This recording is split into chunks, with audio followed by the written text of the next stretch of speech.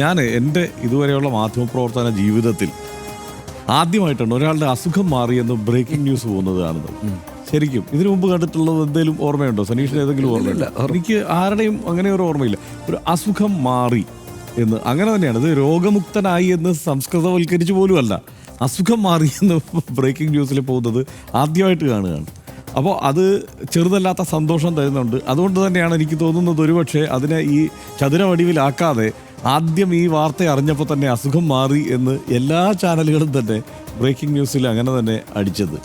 എന്തായാലും വലിയ സന്തോഷമുള്ള കാര്യമാണ്. മാത്രമല്ല പൊതുവെ മലയാളി മുഴുവൻ എങ്ങനെയാണ് ഈ വാർത്തയ്ക്ക് വേണ്ടി കാത്തിരുന്നത് എന്നുള്ളത് ഇന്നിപ്പോൾ വ്യക്തമാകുന്നുണ്ട്. അപ്പോൾ ഇത് നമ്മൾ അടയാളപ്പെടുത്തി തന്നെ പോകണമല്ലോ. കാരണം ഈ നിലയ്ക്ക് മലയാളി സന്തോഷിക്കുന്ന ഒരവസരത്തെ നമ്മൾ അടയാളപ്പെടുത്തി തന്നെ പോകണം, അല്ലേ?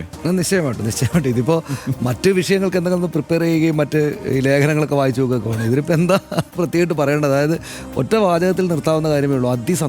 അത്യധികമായിട്ടുള്ള സന്തോഷം എന്ന് പറയാവുന്ന ഒരു കാര്യമല്ലേ ഉണ്ടായിരിക്കുന്നത്. അപ്പോൾ അദ്ദേഹത്തിൻ്റെ രോഗം എന്താണ്, അതിൻ്റെ വിശദാംശങ്ങൾ എന്താണെന്നൊന്നും മലയാളിക്ക് അറിയില്ല.